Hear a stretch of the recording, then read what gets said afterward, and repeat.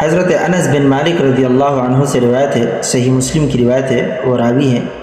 فرماتے ہیں رأیت رسول اللہ صلی اللہ علیہ وسلم وهو يحلق رأسه وحوله الناس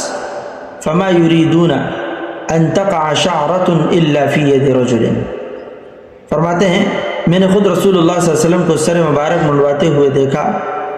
اور صحابہ کرام رضی اللہ عنہم آپ کے گرد جمع تھے، وہ اس قدر محبت میں ڈوبے ہوئے تھے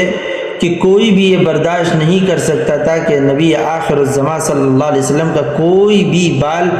زمین پر گرے، اللہ اکبر، بلکہ وہ فوراً انہیں اپنے ہاتھوں میں لے لیتے۔ یہ عظیم محبت ہے،